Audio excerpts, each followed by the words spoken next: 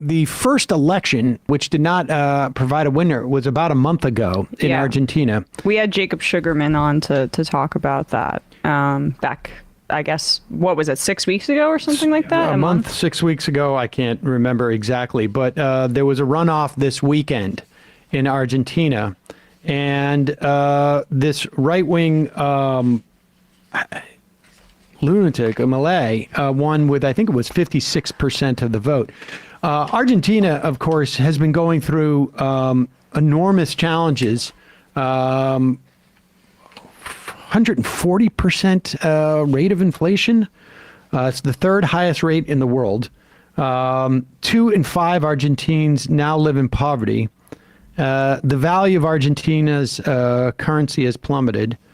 Milei was running against a I don't know, what would you call them? Centrist, I guess, of the Peronist party, Massa. And we should say Milei does not have a strong contingency of his Liberty Advances party. They hold just 7 of 72 seats in the Argentinian Senate and 38 of the 257 seats in the House. What's this clip that we have of him? This gives a sense of how crazy he is. He's basically like a libertarian type of celebrity, provocateur. Well, provocateur. Exactly. Yeah, I mean, this is him dressed in his alter ego. All I can say is that I think folks have. We interviewed a couple of people who ran for the Libertarian nomination back in 2016, I think it was, or 2020. I can't remember. 2016, yeah. And this guy could have just fit right in with that stage. On that stage, he wants to get rid of the Argentinian currency and the central bank, but he wants to basically not. He wants to supplant his currency with the U.S. dollar, get rid of their central bank. This is outlaw abortion. The list goes on. Libertarian policy of outline abortion. Yeah, exactly. He has invoked this is from Sugarman's piece, the neoclassical economist Milton Friedman arguing it was the moral responsibility of business owners to earn as much as they could. He's a libertarian, but a weirdo. And also sort of downplays, I guess, the violence under the Pinochet regime. As well. Well, just to state that 30,000 people killed in the terror under Pinochet, and that sort of thing. You do that to a left or just journalists and teachers, you might lead to a situation where you're electing a guy like this down the line. And this is another quote, just really briefly, from The Economist. They asked him in an interview, "Are you going to privatize public companies?" Milei, "Yes." The Economist, "All of them?" Javier Milei, "As much as I can." So that's the agenda here. And yeah, just to expand on Matt's point, our involvement in Central and Latin America in destroying democracies, there are scars that in many respects can't heal properly. And I have no doubt that you could draw a direct line between this election and essentially what this country did 50 years ago in terms of Argentina. Here is the new Argentinian president.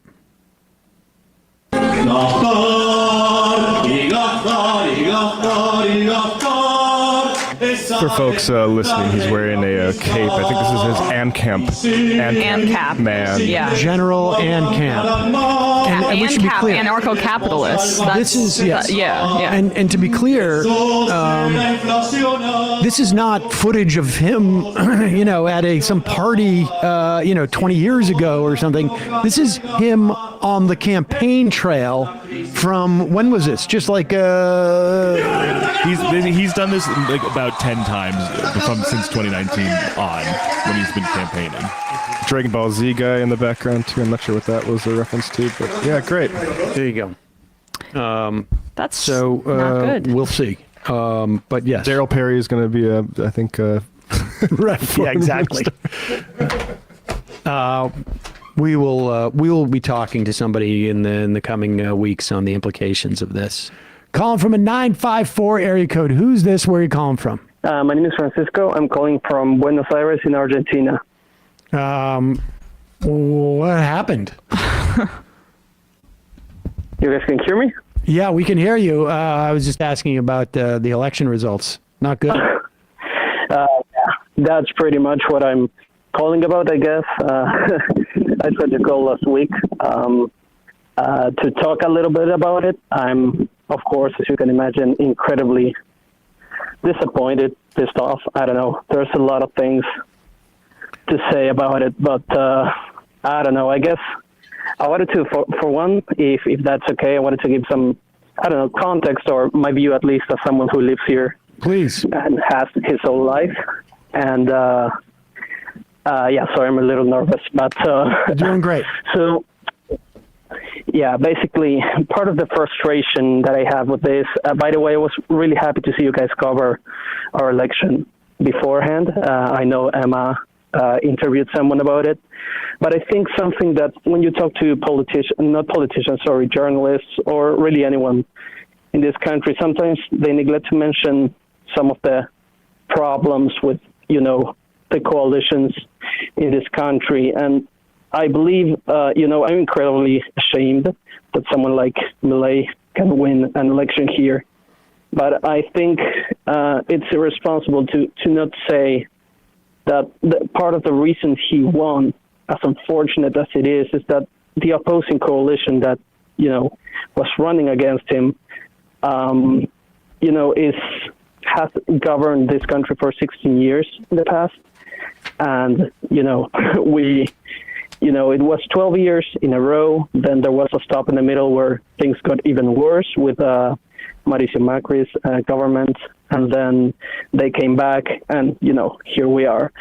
And there's an issue, where, because, look, I disagree on an essential level, especially on my views.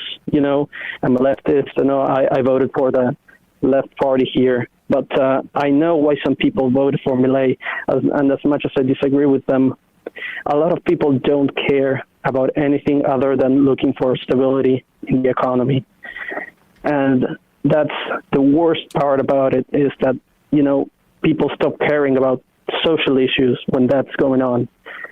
Like, I'm 28 years old, and in my whole life, I don't think I've lived a single moment of, economical stability. And I'm not poor. I'm moderately well off. I can't even imagine for, the 40% poor people we have now. And a lot of them even voted for Milei.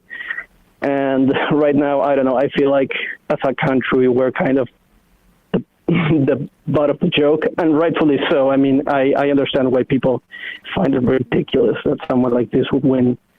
But I feel like, I don't know, I feel like part of the context here is that, people are just tired. Like, recent pollings in October said that a lot of people here in Argentina were actually willing to have an authoritarian regime if it would fix, the economical problems of the country. They would welcome an authoritarian regime, and that's the sort of thing that is, well, incredibly depressing. But I don't know, I think it's part of the context that maybe some people abroad would miss.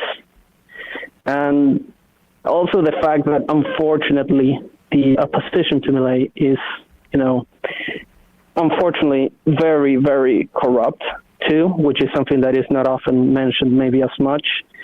A lot of sketchy people involved in that party.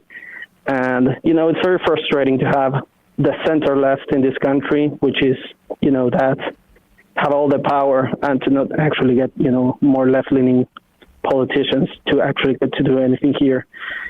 But yeah, I don't know. I don't know if it makes sense what I'm saying, or if maybe it sounds as me being apologetic. I'll tell you something.